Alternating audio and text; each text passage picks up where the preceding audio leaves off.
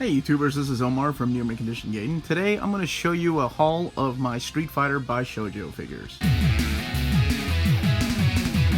I swore up and down I would never get these because I collect the Marvel and DC Bishoujo figures and I didn't need another Bishoujo line. But I happened to find Rainbow Mika and Chun-Li at a used toy shop when I was in Toronto. And because I'm a completist, I went ahead and got the remaining Street Fighter figures because I have a fucking problem. Here's a closer look at our Mika, and I don't know what it was about her stance that caught my attention, but something did that made me want to buy it.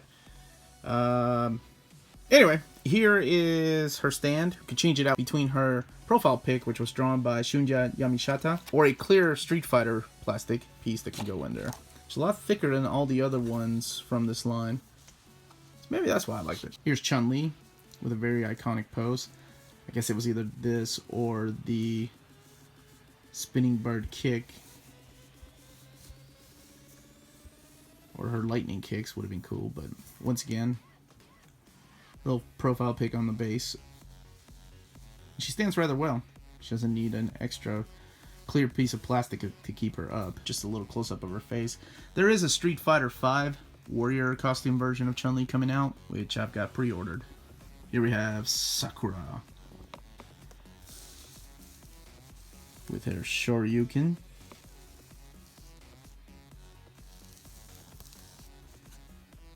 Just a little close-up of her face. There was a variant edition of this with her school outfit from Rival Schools, but not that variant enough for me to get. And we'll go ahead and open Cammy up so you can see what the outer box looks like on these. Artwork on both sides, which once again was drawn by Shunja Yamashita. So let's get her out of there. Here is Cammy out of the box.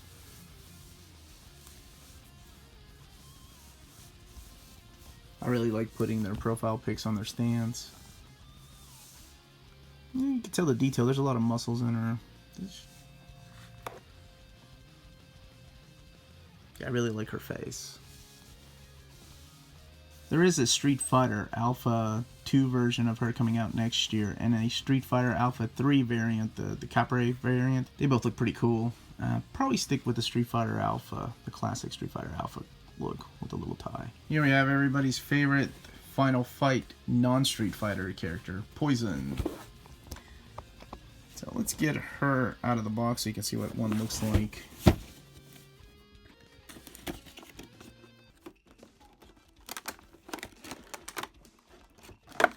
I always find it amazing that these $60 to $70 toys don't have any of those little pegs that the $5, $6 Transformer toys have that make it impossible for you to get them out.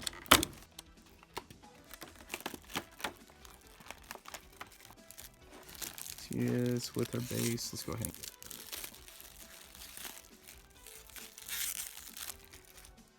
Here's the different plastics you can put on the base. I'll show you. You can leave it clear, or you can use the Street Fighter.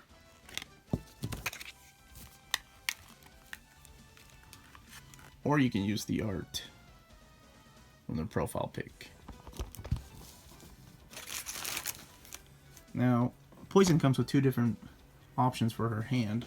You can leave her handcuffs, which is kind of hot. Or you can give her the swatter, which I guess you could use to kill flies or spank bad girls and bad boys. I'm not here to judge, I'm just here to show you what her accessories are.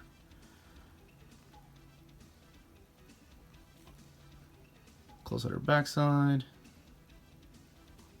Now she has a very interesting story because I know when Poison first appeared, she was supposed to be the first transgender character in a Capcom game. But in America, they changed her over to a guy named Billy or Sid or something like that in the Final Fight release. And then she was in Street Fighter 3, she was back as Poison. I think she was just female. And then she was a playable character in Final Fight Revenge and Street Fighter vs. Tekken. But here she is. This is probably my favorite new Street Fighter 4 character, Yuri. I will say she was the hardest one to find, for a decent price anyway, because she's been out of print for over a year now. There's a base.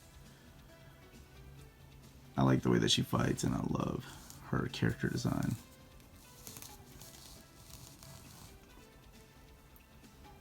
It's a little close-up of her face.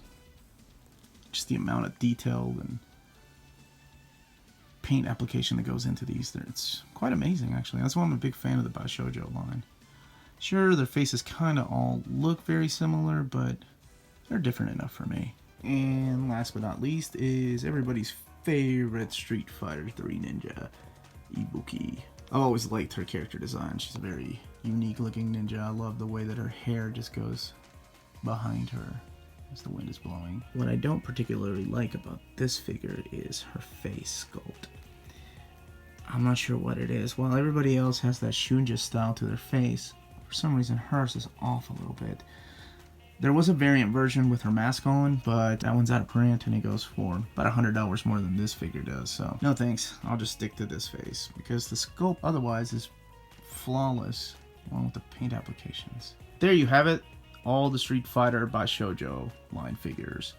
Overall, I'm really happy with the way each one looks different in their pose, and their faces, like I said, look different enough even though they were all sculpted by Shunja.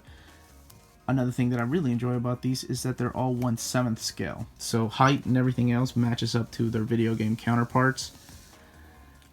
We have, like I mentioned, 2 more coming out early next year. We have Street Fighter 5 Warrior Outfit Chun-Li, and we have Street Fighter Alpha costume Cammy, as well as the Capre variant.